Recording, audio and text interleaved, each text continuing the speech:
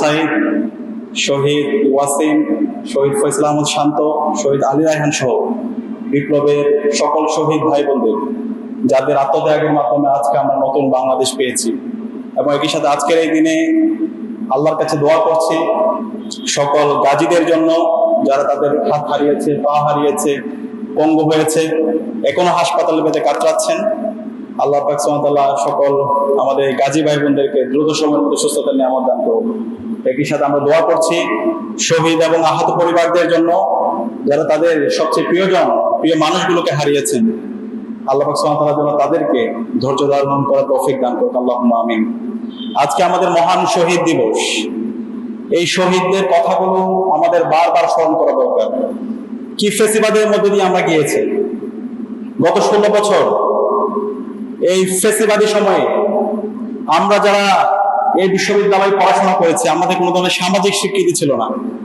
এই ক্যাম্পাসে গণরম গ্যাসরুম কালচার তৈরি করার মাধ্যমে শিক্ষার্থীদের উপর বছরের পর বছর নিপীড়ন করা হয়েছে, দাসের মতো করে ব্যবহার করা হয়েছে। আমরা যারা ইসলাম চর্চা করি, আমাদের সেই ইসলাম চর্চার কোনো অধিকার ছিল না। ক্যাম্পাসের মধ্যে পুরো ক্যাম্পাস জুড়ে ছিল ইসলামোফোবিয়া। আপনারা জানেন এই ঢাকা বিশ্ববিদ্যালয়ের বটতলায় কোরআন তেলাওয়াতের আসর করা হয়েছিল। যে শিক্ষার্থীরা কোরআন তেলাওয়াতের আসর করেছিল, ওই ফেসিবাদী সময়ে খুনি হাসিনা এবং তার ফেসিস্ট প্রশাসন ইন্ডিয়ান এম্বাসির নির্দেশনায় শিক্ষার্থীদেরকে এবং ডিপার্টমেন্টকে তারা সবুজ দিয়েছিল। রমজানের সময় আমরা প্রোডাক্টিভ রমাদান শীর্ষক একটা আয়োজন করেছিলাম। সেই আয়োজনে ছাত্রলীগের সন্ত্রাসীরা এবং খুনি হাসিনার পেটোয়া বাহিনী রোজাদারদের উপর ন্যাক্কারজনক হামলা করে। এভাবে আমরা এই ঢাকা বিশ্ববিদ্যালয়ে আমাদের রাকিব ভাই, যে রাষ্ট্রবিজ্ঞান বিভাগে পড়াশোনা করত, সেই রাকিবকে সারা রাত ধরে ছাত্রলীগের সন্ত্রাসীরা নির্যাতন করেছিল। পরবর্তীতে যখন রাকিব এই সন্ত্রাসীদের কাছে পানির জন্য কান্না করছিল, তখন এই সন্ত্রাসীরা তাকে বলেছিল, তোর পানি খাওয়ার অধিকার নেই, তুই প্রস্রাব খা। এরপরে রাকিবকে 4 তলা থেকে ফেলে দিয়ে তার পাকে 12 টুকরা করে ফেলেছিল। এভাবে অসংখ্য শিক্ষার্থীর গল্প আমরা বলতে পারবো। আলহামদুলিল্লাহ, আজকে জুলাই বিপ্লবের মাধ্যমে শহীদ আবু সাইদ, শহীদ আলী রায়হানদের আত্মত্যাগের মাধ্যমে আজকে এই ক্যাম্পাস ফেসিবাদ মুক্ত হয়েছে, আমাদের বাংলাদেশ ফেসিবাদ মুক্ত হয়েছে।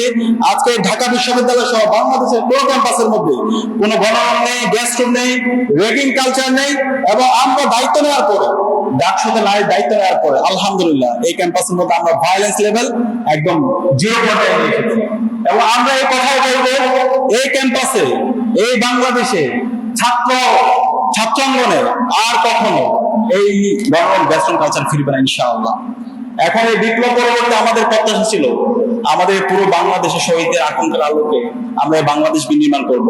এবং যে খুনি হাসিনা জুলাই বিপ্লবে আমাদের 2000 ভাই বোনকে শহীদ করেছে, এই খুনি হাসিনা এবং তার সকল দোষরদের, ফেসিবাদী সকল শিক্ষকদের, সকল আমলার এই স্বাধীন বাংলাদেশে বিচার হবে।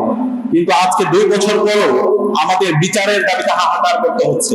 এবং নতুন সরকার দায়িত্ব নেওয়ার পরও আমরা এই বিচারের জন্য যে কার্যকর পদক্ষেপ গ্রহণ করা দরকার ছিল, তার কিছুই আমরা দেখতে পাচ্ছি না।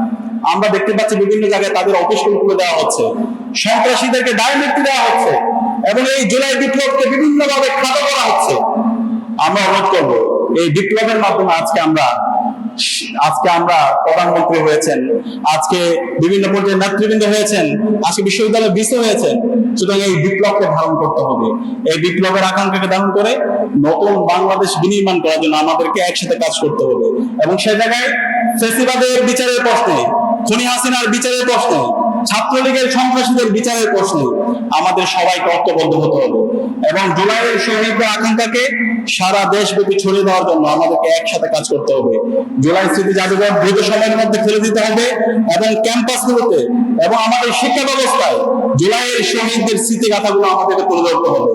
এবং আমাদের শহীদ উসমান হাদি আমাদেরকে যে লড়াই শিখিয়েছেন, আজাদির লড়াই, ইনসাফের লড়াই, সেই লড়াই আমাদেরকে জারি রাখতে হবে। এবং শহীদ উসমান হাদির হত্যার বিচার দ্রুত সময়ের মধ্যে সম্পাদন করতে হবে।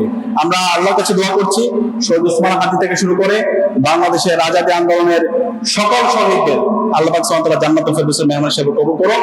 এবং তাদের রেখে যাওয়া অসমাপ্ত কাজ আমরা যেন আঞ্জাম দিতে পারি, এবং ইনসাফের লড়াই আমরা জারি রেখে এই অঞ্চলের মানুষের মুক্তি যেন আমরা নিয়ে আসতে পারি। আল্লাহ পাক সুবহানাহু ওয়া তাআলা আমাদেরকে সেই তৌফিক দান করুন। আসসালামু আলাইকুম।